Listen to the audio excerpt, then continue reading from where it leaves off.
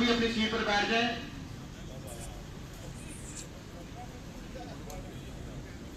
मैं यूएस से हार्दिक स्वागत करता हूं। उसके साथ national general secretary Ajay Kumar Subhadra साहब का हार्दिक स्वागत करता हूं। मैं रिक्वेस्ट करूंगा हमारे यूथ प्रेसिडेंट साहब की अनुमति से मैं सबसे पहले, क्योंकि हमारे सबका आशीर्वाद लेकर ही आगे बढ़ते हैं, मैं रिक्वेस्ट करूंगा गुरु शरण सिंह जी और 2 शब्द बोले। हमारी यूथ विंग जो है जम्मू सूबे की, उन्होंने आज यहाँ पर एक कन्वेंशन रखा था, यूथ कन्वेंशन। और वो इसलिए भी था क्योंकि हमारे नौजवान अभी जो हमारी पार्टी की ऑर्गेनाइजेशन, यूथ ऑर्गेनाइजेशन के नए उद्दार बने थे, ऑफिस बेरर बने थे, तो उनकी हौसला अफजाई के लिए और उनका जो है मनोबल बढ़ाने के लिए आज हम यहाँ आए थे और इसमें हमने शमूलियत की।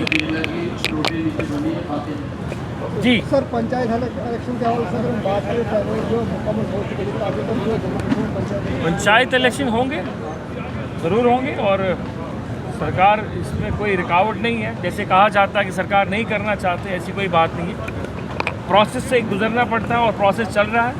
जो ही वो प्रोसेस कंप्लीट होगा उसके बाद इंशाल्लाह रहमान जो पंचायत और म्यूनसिपलिटी के इलेक्शन होंगे। सर, जिस तरह पंचायत इलेक्शन में वुमेन्स को जो यहाँ पर जो की बात है, इस बात पंचायत इलेक्शन में यूथ के हवाले मैं तो मुझे तो उसकी जानकारी नहीं है, पर वुमेन्स 33% रिजर्वेशन है, वो उसी से होगी जैसे पहले आया है, उसी तरह दोबारा भी हो जाएगी। जावेद साहब,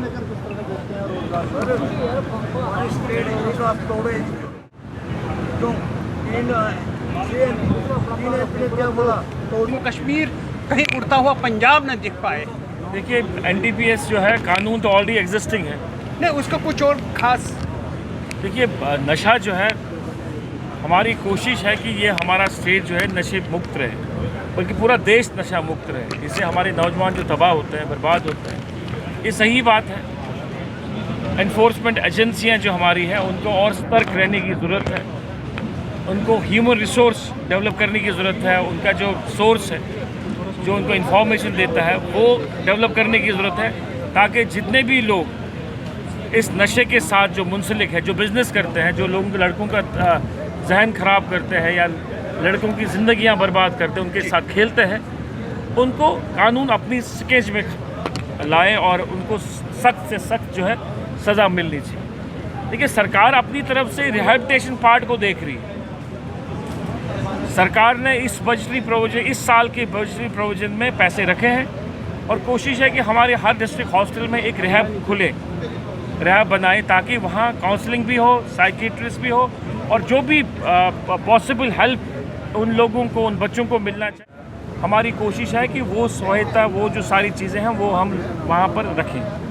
सर, स्टेट ने जो जवाब दिया, आप कहते हो कि मैं उसके मुखालिफ हूँ।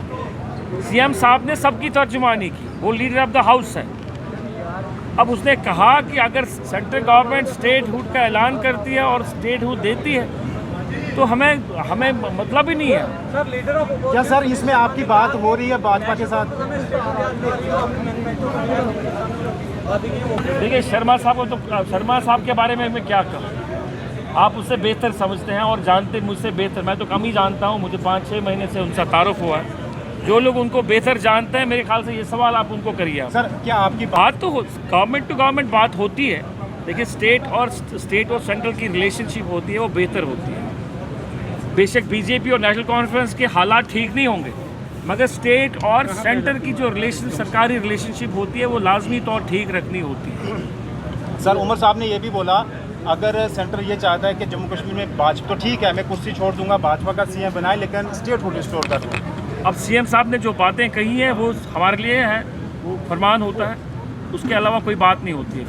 छोड़ देंगे कुर्सी आप अगर CM भाजपा का बनेंगे? अगर कोई भी चाहता स्टेटहुड हमें मिलता है, CM साहब ने जो बातें करी हैं वो तो हमारे लिए सही है, वो हमारा लीडर है। अगर उसने कोई बात करी तो हम सब लोग उस पर ही खड़े हो जाते हैं। शुक्रिया sir, thank you so much.